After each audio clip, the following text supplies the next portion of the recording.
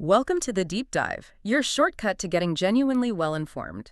Today, we're diving deep into the latest global tobacco trends and the evolving landscape of health warnings worldwide.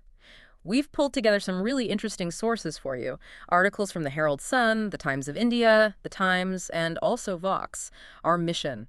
Let's to unpack the most surprising, important developments, how countries are tackling tobacco, new health insights, and yeah, those emerging challenges like vaping, basically getting you quickly up to speed on something affecting public health everywhere. So let's kick things off with Australia. They've often been, pretty bold on this front. And what's really striking here, really striking, is that Australia is only the second country, after Canada apparently, to print health warnings directly on the cigarette filters themselves. Yeah, imagine picking up a smoke and right there it says, causes 16 cancers. Or poisons in every puff. Yeah. Right on the filter. Exactly. It's incredibly direct. And they're doing more too, right? New graphic images on pack. 10 new ones, yes. And inserts promoting quitting services. Plus, phasing out menthol cigarettes. It's a comprehensive package, definitely. And what makes this so significant, I think, is how these warnings work psychologically. It's not just more information. Right. It actually transforms the act of smoking, makes it this constant sort of unavoidable reminder of the consequences. Like a tiny billboard you can't ignore. Precisely. Okay. And it's designed to raise awareness of maybe lesser-known harms, too. Mm-hmm. Things like diabetes, erectile dysfunction, even DNA damage. Hmm. And, importantly, the effects of secondhand smoke on kids. It moves way beyond just the usual pack warnings. That is a real shift. Makes you wonder, doesn't it? If countries are getting this creative, what does it say about the deeper challenges they're facing, even with our daily habits? And speaking of things you might not expect, this next piece from the Times of India, it really surprised me. It makes this claim that combining smoking with, wait for it, tea drinking. Tea drinking. Yeah. Apparently, it can seriously ramp up the risk of some major health problems, not something you'd normally connect. Okay, that is interesting. What kind of conditions are we talking about? The article actually lists 8 specific ones. Esophageal cancer, lung and throat cancers too, heart disease, issues like infertility and impotence, Wow. stomach ulcers, memory loss, and even stroke. It's quite a list. That's a lot.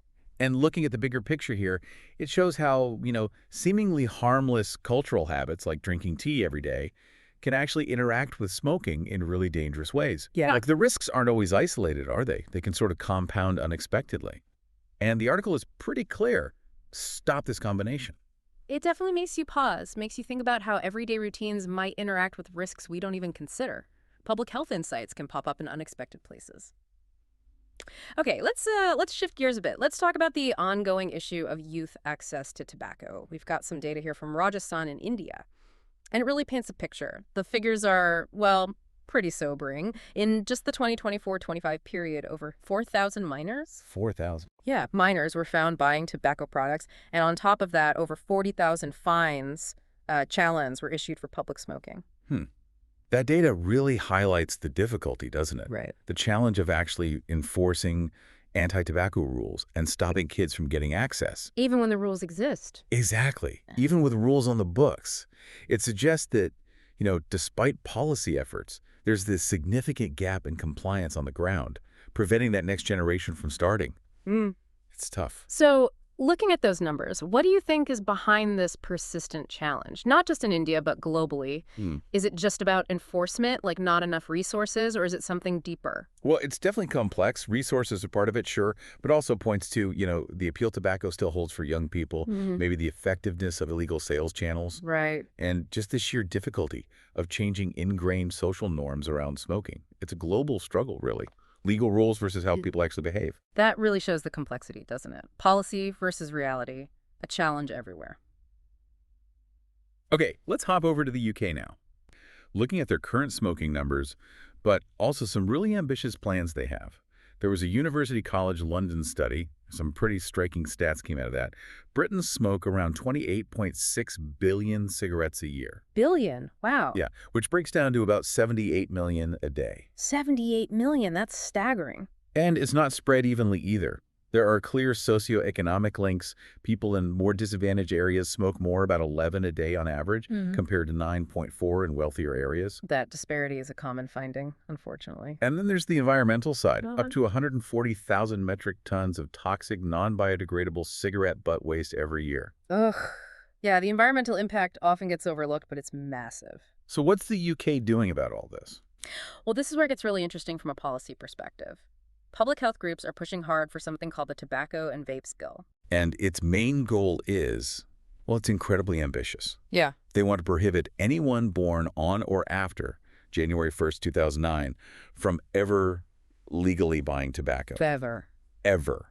The aim is literally to create a smoke-free generation. Wow, that's a huge step. It really is. If you step back and look at it, it's a significant, long-term, almost generational approach to tobacco control. Trying to break the cycle completely for future kids. Exactly. Right. Addressing health and environmental issues right from the start for that group. That's such a bold idea. But what are the hurdles? Politically? Socially? I mean, legislating for an entire generation like that. Oh, absolutely. There are huge hurdles. Should it just push things underground, create a bigger black market? That's always a major concern, yes. You immediately get into debates about individual freedom versus public health mandates. Right. Then there's the very real possibility of illicit trade filling the gap. Mhm. And just the sheer practical challenge of enforcing something like this over decades and decades. Yeah. It needs a really robust, adaptable plan to even have a chance to deal with those unintended consequences. It definitely highlights how complex these big forward-thinking policies can be. Okay, now let's unpack something Vox called the vaping conundrum. Because e-cigarettes, well, they started with a specific goal, didn't they? They did. The original idea, the main selling point, was to help traditional smokers quit tobacco, harm reduction. Right. Less harmful, maybe. Potentially, yes. Yeah. And the evidence suggests it has helped reduce adult smoking rates to some extent. That's one side of the coin. But, and this is the conundrum, the article points out these significant new risks, especially for young people. The rise in teen vaping. Exactly. That's the big worry. Serious cardiovascular concerns, cognitive health effects appearing in kids and teens who might never have touched a cigarette otherwise. So it solves one problem, maybe, but creates another. Precisely. Yeah. And that leaves public health officials in this really tricky spot. How do you balance the potential benefit for current adult smokers against the absolute need to prevent a new generation getting addicted, especially non-smoking teens? It's more than just regulation, isn't it? It's a deep societal dilemma. It shows how even well-meaning interventions can have these ripple effects, sometimes changing the nature of the problem itself. Yeah, it really forces you to think about regulating new tech in public health. The goalposts keep moving.